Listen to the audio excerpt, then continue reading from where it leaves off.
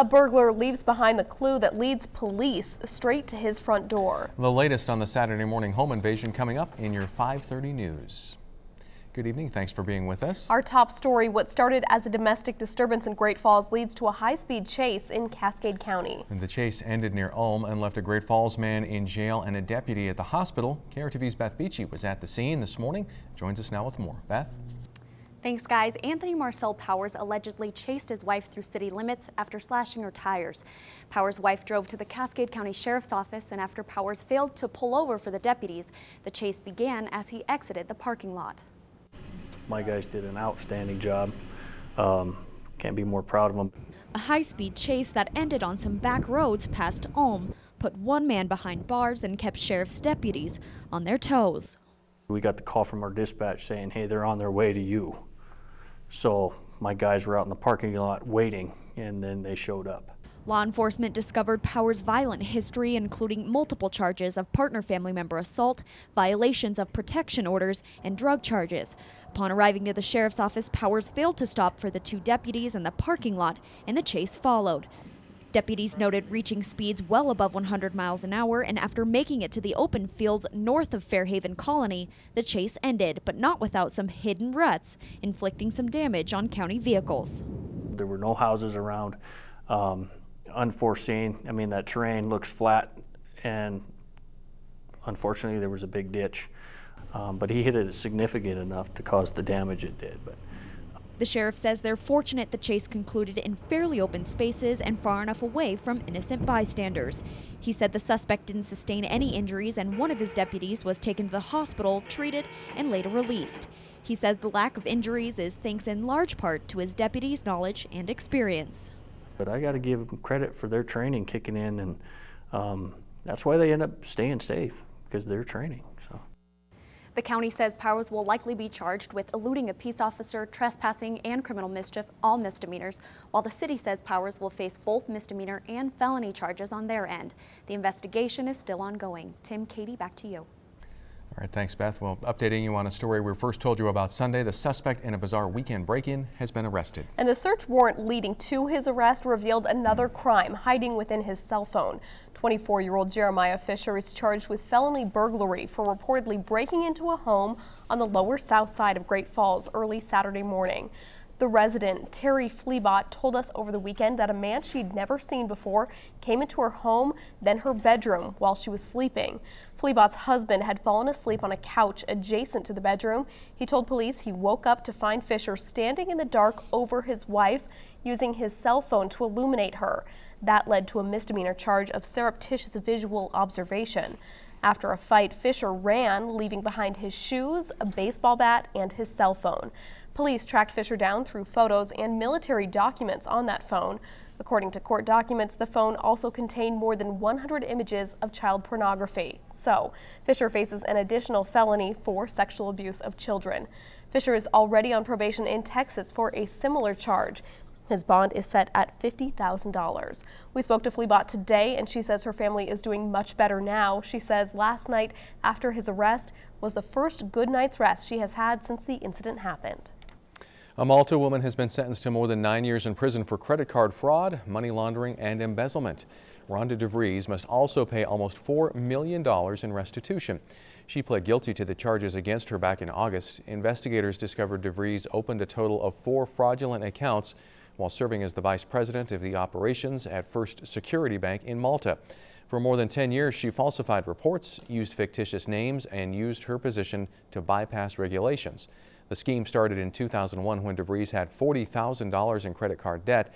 By the spring of this year, more than $3.6 million worth of charges, fees, and interest passed through the 4 fraudulent accounts.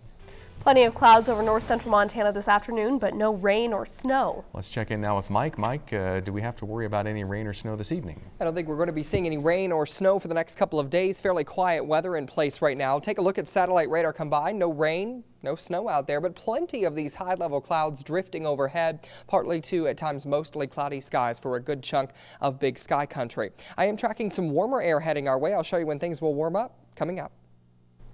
Thanks, Mike. It's been weeks since we've heard from Congressman Denny Rehberg. After he lost the election to Senator John Tester, He went back to D.C. and has been flying under the radar. In an exclusive interview, MTN political reporter Marne Banks talks to Rehberg about what's in store for the next month as he wraps up his time as Montana's lone voice in the U.S. House of Representatives. It was an intense campaign cycle for Congressman Denny Rehberg. Millions of dollars were spent trying to send him to the U.S. Senate, and millions more were spent trying to end his political career. In the end, Rehberg lost the election by 18,000 votes. Now he's back in D.C., and he says the atmosphere there has changed. I think there's relief that the election is over. I think people are tired of the politics. You could sense that from 2005 forward. I think ultimately people wanted to get the politics behind them. The difficulty is the American public also sent a conflicting message. They left the Senate as is, they left the President as is, and they left the House of Representatives as is. And so essentially what they're saying is they kind of like the way it is, which is the turmoil, the disruption, and the problem. Now Rehberg has 1 month left in office.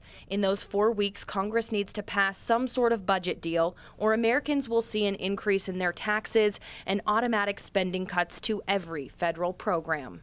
And so we're going to need a lot of leadership over the course of the next 2 to 3 weeks to try and overcome that gridlock and ultimately set ourselves up coming into the next Congress for the next Congress to do the right thing, and that is truly to address the spending issue, to make sure the tax rates don't go up, and ultimately try and solve the issues of the entitlements that are going broke.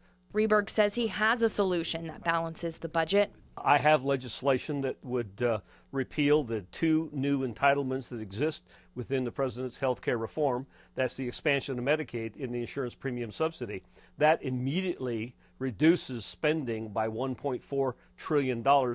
It solves the problem. Rehberg says he's confident Congress will reach a deal, but he questions whether or not it will be the right deal. In Helena, Marne Banks, MTN News. In the coming weeks, we'll have much more on what is next for Congressman Denny Rehberg.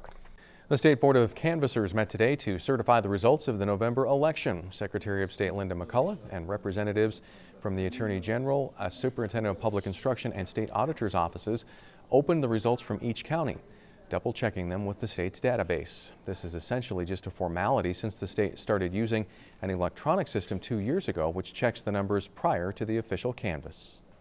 This is really just putting a finalization to the elections process and thanking everybody for their work. Only one race qualifies for a recount, and that's the race for Superintendent of Public Instruction between Democrat Denise Juneau and Republican Sandy Welch. Welch has until Monday to officially request a recount. Yesterday, we told you about changes made to the GED program in Great Falls, helping students and teachers be more productive. The added structure has also allowed the program to be reinstated at the Cascade County Detention Center. 10 years ago, the GED program was removed from the detention center, but by doing some reconfiguring, the adult education program can now provide one teacher for 2 hours a day at the jail. Program coordinators say providing this option for inmates will ultimately help the community at large. What it will do is it should save the community a lot of money. If we could even keep one of the 50 students we're going to work this year, get their GED and keep them from re-entering the system, that pays for itself tenfold already. Several organizations work together to reinstate the program. Weed and Seed pays for the supplies, and Cascade County pays for the tests. Well, dozens of people could be seen streaming in and out of the Great Falls Animal Shelter today, hoping to take advantage of a first-time event inside the city-run facility. KRTV's Tara Grimes tells us more about what led to free adoption days at the shelter. I know the food is inside. When TJ Pash and his family walked into the Great Falls Animal Shelter Tuesday, their eyes immediately landed on Oliver, a black Labrador. All the dogs around him were jumping up and down and barking, and he just sat there and came up to the the door of the kennel and was just real calm. And after a few minutes of play, they couldn't say no. Pretty good feeling knowing that, we're saving the dog. But Smith and Pash weren't the only ones looking for a new furry friend. Shelter officials say people were lined out the door waiting for the free adoption to begin at noon. And in just the first 2 hours, more than 20 animals had already been adopted. We have been extremely busy. I mean, people are just having to find counter space and right on desks to do their applications. But the lines weren't a surprise. This is the first time the animal shelter has ever held a free adoption event after an anonymous person made a donation. They keep asking, well, how much does that cost? Nothing. Well, how much does the spay cost? Nothing. Well, how much does the license? Nothing. Everything is paid for. But for Smith, Pash, and their family, the free adoption meant a whole lot more than just a new pet.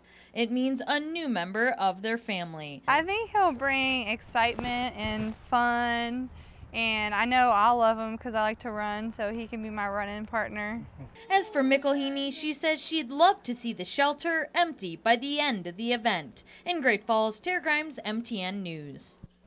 And the shelter will have free adoptions again tomorrow from noon until 5:30 p.m. Better go get yourself a dog, Mike, or a cat. This is a good time to remember, Mike, though, that a pet is not just a holiday gift. We always have to say this, right? It doesn't just last through the new year. All year, a year long. Me being highly allergic, no, not going to happen. Okay. Love them, but I was thinking maybe an Irish not setter. living with me. Nothing? No. Okay, no pets for Mike. There'll be sniffles Don't every send day. him to the station. No, please we'll be sending them back. Keep your dogs. We'll be hiding in the weather zone. Any other pets will be comfortable outside right now, though. Yeah, it's not that bad out there. Temperatures aren't too cold, but we are going to get a little chilly tonight, 37 at 7 o'clock. Brisk out there. We've still got that partly to mostly cloudy sky. We will look ahead to some warmer weather for Great Falls and north central Montana when the 5:30 news rolls on.